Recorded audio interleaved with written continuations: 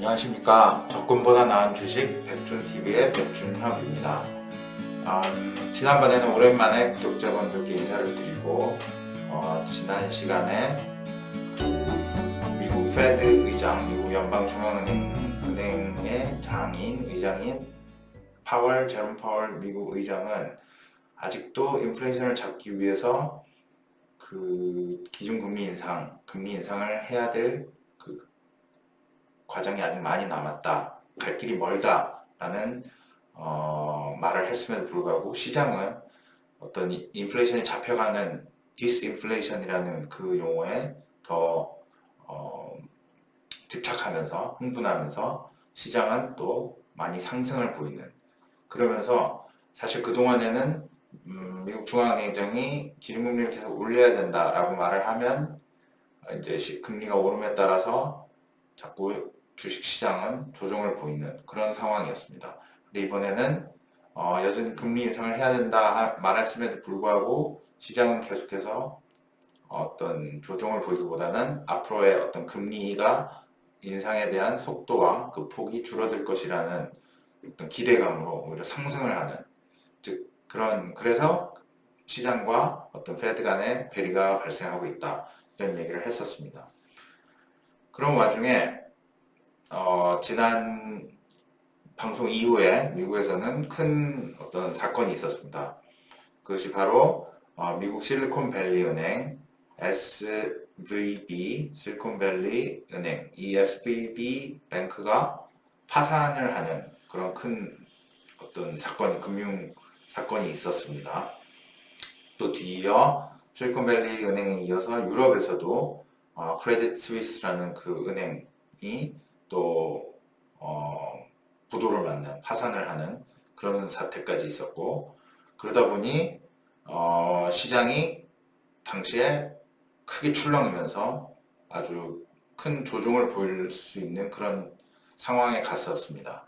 그러나 미국에서 정부에서 적극적으로 급히 대응을 하면서 당시에 이제 어떤 예금자 보호 FDIC에서 예금자 보호 연방 기금에서 어떤 보호를 해주고, 또 미국 정부에서 적극적으로 예금자 보호 정책을 시행하겠다, 이런 얘기하면서 또 막았고, 또 이제 그 SVB는 First Citizen이라는 뱅크에 또 매각이 됐고, 또 크레딧 스위스도 또 유럽의 UBS 이런 은행에 매각을 시키면서 일단 급하게 수습을 하는 그런 상황이었습니다. 그러다 보니 매매를 하시는 분들도 아시겠지만 당시에 그 시장이 크게 빠지다가 어떻게 이런 급하는 또 은행 매각 절차, 그리고 또 미국 연방은행 예금자 보호기금의 등 아주 신속한 대응으로 그 급한 불을 끄면서 시장은 오히려 그 이후에 반등을 하는 그런 지난 한 1, 2주간의 어떤 금융시장의 정말 변동성 큰 금융시장의 모습을 보였습니다. 따라서 지금 미국은 정말 금융위기가 이제 닥친 것이 아니냐, 이런 우려는 여전히 남아있는 상태이고, 과연 이것이 2008년도 당시 어떤 그 모기지, 서브프라임 모기지 이것 때문에 발생한 금융위기와는 좀 다른 문제다라고 얘기해서 그렇게 큰 금융위기로 가지 않을 거라고 말은 하지만 아직도 지금 이 문제에 대해서 우려하는 시각들은 매우 많은 상황입니다. 여러분도 아시다시피 우선 SVB 파산이 일어난 그 과정이나 그 원인을 보시면은 지금 SVB 은행이 실제로 그 당시 테크 기업들, 그쪽 실리콘밸리에 있는 스타트업 기업들에 의해서 그쪽 창업 어떤 자금, 사업 운영 자금 이런 것들을 많이 이제 보유하게 되면서 당시 2, 3년 전 유동성이 풍부하던 저금리가 계속 유지되던 미국에 그 유동성 시장에서 자본이 넘쳐날 때 그 예금이 크게 불었고 그 후에 또 그것을 운영하기 위해 미국 국채를 많이 갖고 있었는데 그 국채를 갖고 있는 과정에서 이제 금리가 계속해서 올라갔고 미국 국채 금리가 계속해서 올라갔고 이제 중앙은행에서 계속 이렇게 올릴 수밖에 없었던 건 이제 다들 아시는 내용 아닙니까?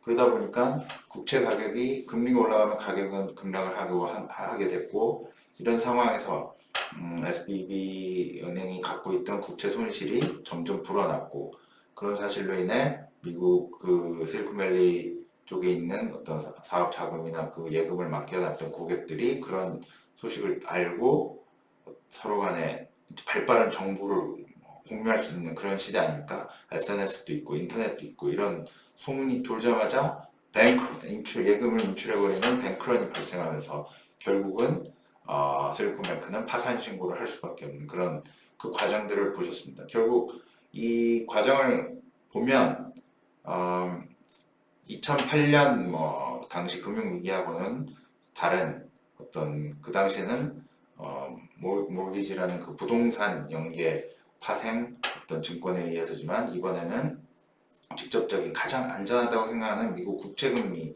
미국 국채를 갖고 있다가 이런 어떤 은행 파산 사태가 발생했기 때문에 좀 다르다고 볼 수는 있겠지만 일단은 왜 이런 상황이 지금 발생하는가를 우리가 면밀히 좀 생각하고 지켜볼 필요는 있을 것 같습니다. 그래서 이제 제 개인적인 의견을 좀 말씀드리기 위해서 우선 몇 가지 자료, 그래프와 또 기사 이런 것들을 한번 보여드리면서 제 생각을 좀 말씀을 드리도록 하겠습니다. 네, 우선 늘 그러했듯이 지난 방송에서도 그랬듯이 미국 국채 금리 수익률은 과연 그동안 어땠나 한번 보시면은 지난번 이후로 지금 미국 국채 금리는 3.449%를 보이면서 여기 그래프를 보시면 아시겠지만 지난번에 말한 어떤 3.4 요 정도 3.39% 3.4 거기서 거의 지금 어떻게 유지가 되고 있는 어떻게 보면 비교적 저점 작년 11월 고점을 찍고 그 고점을 아직 깨지 못하고 어느 정도 금리가 내려가 있는 물론 2022년 이 12월 이후로 급격한 이런 금리 인상 시기 이후에 금리가 어느 정도 잦아들고 있는 그런 상태임을 확인할 수 있습니다. 즉 실리콘밸리 은행이 파산한 것은 이런 급격한 금리 인상에 의해서 미국 국채 가격이 폭락을 했기 때문에 아까도 말씀드렸지만 이제 그런 뱅크런 사태와 맞물려 결국 파산을 하게 된 것이고요. 그 이후로 파월 의장이 말한 이후로 그때 지난 방송에도 얘기했지만 2주 전에는 금리가 또 올랐습니다. 그러나 그 이후에는 이런 은행의 어떤 파산 사태가 일어난 이후로는 다행히 금리가 아직은 좀 잡혀있는 좀 잦아든 상태임을 알 수가 있습니다. 또 이런 미국 10년물 금리를 보면 아셨지만 금리가 이렇게 좀 잦아든 만큼 아까도 얘기했듯이 미국 시장은 사실 크게 빠질 미국 은행 사태가 있었을 때 지난 3월 17일 이때 크게 빠질 수 있었으나 미국의 신속한 대응 이런 미국 예금자 보호기금 FDIC나 또 아니면 미국 정부의 어떤 바이든 대통령이 적극적으로 은행 조치를 취하겠다 이런 발언과 함께 또 유럽에서도 신속한 어떤 매각 절차 이런 걸 통해서 주말 동안 아마 그게 일어났었죠. 그 3월 14, 15, 16, 17 이때 크게 빠질 수 있었으나 그 조정 이후에 그러니까 조정이 아니라 크게 빠질 수 있었으나 거기서 미국과 유럽의 어떤 신속한 대응으로 인해 그 이후에 오히려 시장은 지금 며칠째 계속해서 좀 올라가는 상승하는 그런 상황인 것을 알 수 있습니다. 그래서 최근에는 지금 3월 14일 이후 그때 저점을 3월 13일 이때 저점을 찍은 이후 다우존스 지수 미국 다우존스는 거의 현재까지 지금 오르고 있는 그런 모습을 보이고 있습니다. 코스피 시장 역시 잘 보시면은 역시 3월 한 14일 아까 말씀드린 그 시점 그 금융위기 사태 이후 수습하는 이유로 다시 조정 크게 빠지다가 다시 반등을 보이는 그래서 현재 오늘까지 지금 2480.51포인트로 오늘 코스피는 끝이 났습니다. 그래서 이제 미국 국채 금리가 어느 정도 잦아든 상태 그 파월 의장 발언 이후로 금리가 오르다가 지난달 초에 발언 이후로 오르다가 지금 금리가 좀 뱅크 이런 사태들 부도 사태로 인해서 금리가 조금 오르지 않고 잦아든 상태에서 시장은 반등을 보이는 이런 모습을 보이고 있습니다.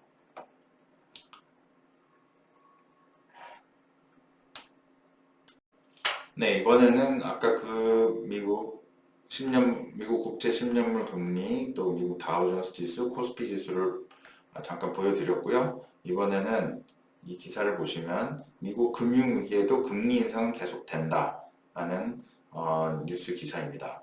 여기에 보시면은 30일, 3월 30일입니다. 지난달 미국 연준의 간부들이 미국 금융위기에도 금리 인상은 계속돼야 한다고 잇따라 발언했다. 이런 발언을 한 헤드라인의 기사입니다. 수잔 콜린스 보스턴 연은 총재는 0.25%포인트의 추가 금리 인상을 지지한다고 밝혔고 토마스 바킨 리치먼드 연은 총재도 예상치를 제시하지는 않았지만 금리 인상을 지속해야 한다고 발언했다. 이러면서 결국 이들 은행 총재, 각 지역의 은행 총재들의 얘기를 보면 최근 은행 혼란의 여파가 지속되고 있지만 인플레이션 압력이 아직도 광범위하다며 추가로 0.25%포인트의 금리 인상을 지지한다고 밝혔다. 그는 많은 연준 관리들이 0.25%포인트 금리 인상이 적절한 수준이라고 보고 있다고 덧붙였다. 이런 식으로 거의 앞으로도 한 차례 더 0.25%포인트의 금리 인상이 단행될 것이라는 얘기입니다. 결국 결국 이 모든 내용이 인플레이션과 싸움이 계속돼야 한다. 이런 얘기입니다.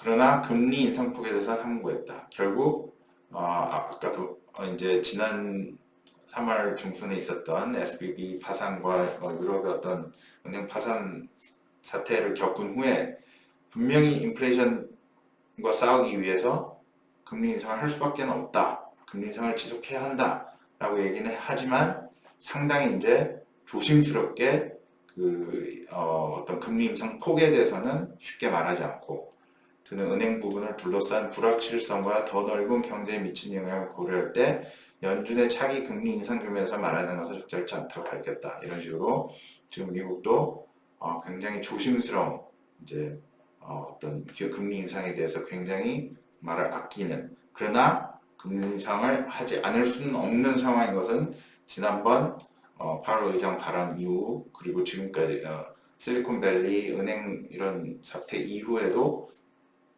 그 은행 사태가 심지어 미국 국채 금리가 너무 급격히 오르면서 즉 미국 국채 가격이 폭락을 하면서 이런 은행의 금융위기 사태가 발생했음에도 불구하고 미국 이런 연방은행 총재들은 앞으로도 연준이 인플레이션을 잡기 위해서 연준의 목표치인 2%로 되돌리기에 연준이 할 일이 아주 많다고 강조하면서 결국 금리 인상은 계속돼야 된다라는 그 입장을 분명히 하고 있습니다. 이것을 우리는 잊지 말고 어떤 앞으로도 투자하는 데서 분명히 인지하고 있어야 한다라고 말씀을 드리겠습니다. 네, 지금까지 보여드린 이제 그래프와 시장 미국 주식 시장과 채권 시장 그래프와 또 이런 기사들을 통해서 아시겠지만 이제 지금 상황에서 보면 미국은 미국 중앙은행 페드의 입장은 지금 어떻게 보면 정말 사면 초가에 처해져 있는 상황임을 좀 알 수가 있습니다. 그동안 이제 인플레이션을 잡기 위해서 열심히 금리 인상을 했습니다. 자이언트 스텝으로 몇 차례 하고 또 지난번에 조금 줄여서 이제 빅스텝 금리 인상을 하면서 지금 계속해서 금리를 이제 올리다 보니 이제 결국은 이 미국 국채를 갖고 있는 많은 미국 은행들이 그 채권 손실이 거의 뭐 아주 급격히 늘어나면서 결국은 이런 은행 파산 사태가 지금 일어나고 있습니다. 그럼에도 불구하고 앞으로 미국 그 페드는 금리를 더 올릴 수밖에 없다, 올릴 것이다 라고 얘기하는 아까 그 기사를 보셨죠?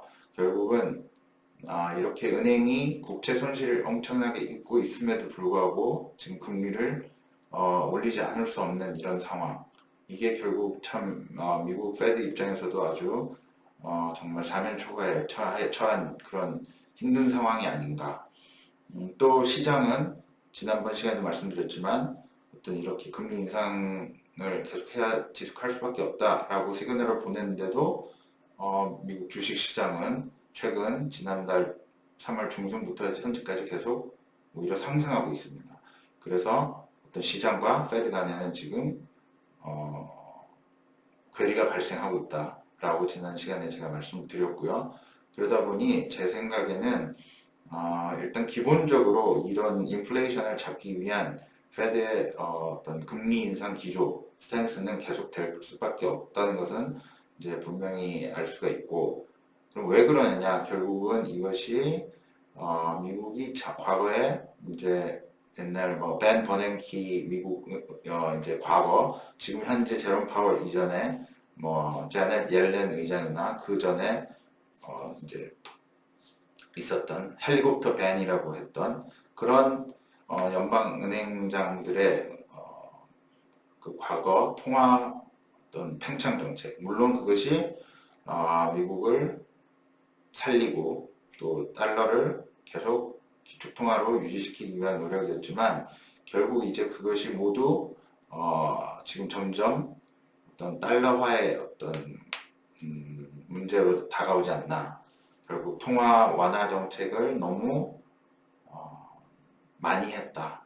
그래서 그 자산에도 거품이 많이 낄 수밖에 없는 상황이 됐고, 그것을 지금 줄이는 어떤 상황에서 이제 앞으로 은행도 신용 경색을 겪을 수 있는 어떤 상황이 올 확률이 높지 않나.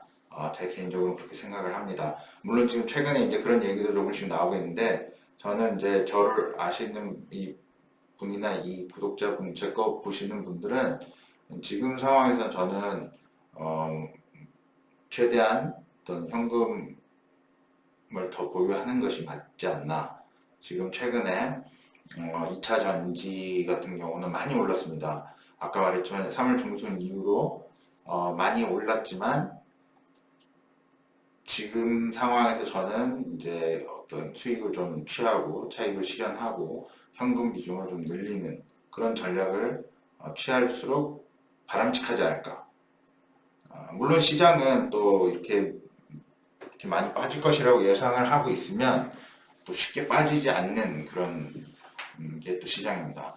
그러나 앞서 시간에도 얘기했지만 어떤 미국 은행과 시장 간에도 이런 금리와 관련해서 미묘한 시각 차이에 서로 괴리가 발생하고 있고, 또 이제 미국 연방은행이 페드가 통제할 수 있는 어떤 금리를 조종함으로써 이런 통화 시장을 그리고 자산 시장을 통제할 수 있는 지금 상황에서 조금씩 좀 벗어나고 있는 그런 상황이 연출되고 있지 않나 생각하는 것이, 이런 미국 은행이 갖고 있는 미국 국채가 큰 손실을 입고 은행이 파산을 하는데도 앞으로 금리를 좀 천천히 늦춰서 올리겠다라고 말을 못하는 그 속사정에는 분명 과거에부터 지금까지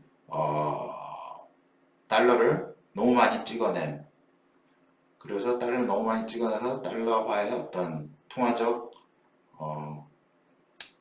부실함, 또 그로 인한 인플레이션, 이런 것들이 더 큰 문제가 되고 있음을 좀 우리가 이제 직시하고, 네, 그래서 저는 어떤 지금 주식을 갖고 또 아주 운 좋게 2차전지 최근에 많이 오른 그런 주식들을 보유하셨던 분이라면 좀 그 보유 비중을 줄이고 차익 실현을 함으로써 현금 비중을 늘리는 그런 전략을 취하는 것이 좋지 않을까라고 제 개인적인 생각을 말씀드립니다. 그래서 지금 저희가 이제 오픈아이 인베스트먼트 사이트에도 사실 그동안 2차전지 관련해서 지금 페이퍼들을 올렸고요. 잠시만 좀 보여드리겠습니다. 네, 여기 저희 오픈아이 인베스트먼트 사이트에 여기 다운로드의 페이퍼즈에 들어가면 저희가 여기 페이퍼 중에 최근에 이제 DDR5 그 반도체 어떤 DDR5 관련한 페이퍼 이후에 지금 2차전지 관련한 이제 저희가 성균관대 스타 학생들과 함께 금융학회 학생들과 함께 만든 이 이제 페이퍼로서 2차 전지 산업 소재 및 밸류 체인과 관련한 어떤 페이퍼들도 있고요. 여기 보시면 양극재 같은 경우에 양극재 2차전지 소재 기업으로 양극재, 음극재, 또 전해질 이런 양극재 2차전지 셀 원가 비중에서 어느 것이 많이 양극재가 65%, 또 전해질, 분리막 이런 순으로 원가 비중이 들어간다. 따라서 뭐 양극재에 있는 기업들이 아무래도 매출이 크겠죠. 그래서 그 시가총액과 전 매출액을 여기다 보여주는 것도 적었고요.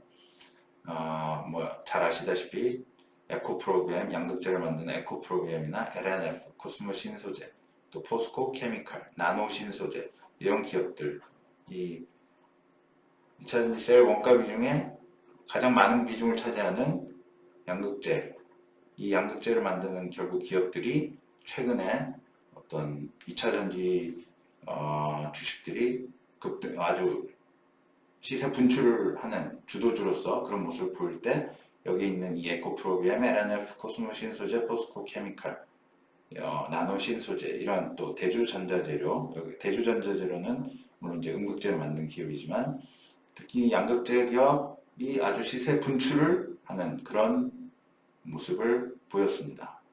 사실 저도 이 페이퍼를 보고 이 페이퍼를 제가 올린 게 3월 7일이었습니다. 그때 당시에 에코프로비엠 2024년 추정 매출액이 거의 10조 2천억 원이라는 것을 제가 확인을 하고요. 저도 이 페이퍼를 보고 당시 시가총액이 9조 7천이었습니다. 그래서 정말 이 에코프로비엠 좀 성장주로서 저평가되어 있다 생각하고 들어가려고 준비했으나 뭐 좀 들어가지 못해서 너무나 속상한 그런 기억이 납니다. 지금 최근까지 에코프로비엠은 이 주가를 한번 볼까요? 최근까지 주가를 보면은 아주 많이 올랐습니다. 아까 말한 보고서 나온 이때 이후로도 크게 올랐습니다. 네, 그렇게 보시다시피 이제 저희 오픈아이 인베스트먼트 이런 페이퍼에는 최근에 2차전지 관련해서 지금 계속해서 이제 올리고 있습니다.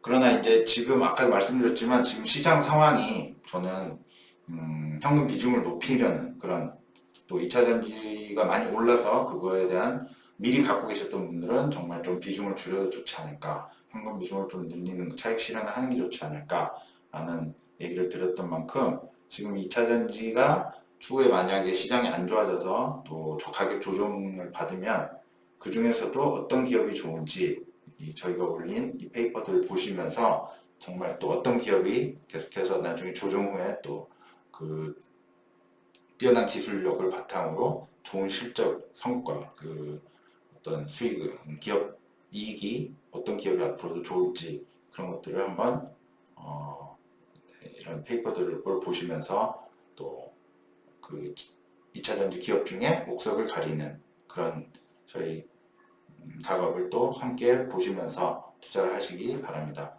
네, 지금은 너무 올랐으니까 2차전지 주식에 투자하라고 지금 이렇게 올리는 것은 절대 아닙니다. 여러분, 지금 이렇게 올렸다고 또 2차전지 추격 매수하시고 하는 것은 정말 좋지 않다고 생각합니다. 네, 그러면은 오늘은 제가 여기까지 설명을 좀 하는 얘기를 나누는 시간을 가졌고요.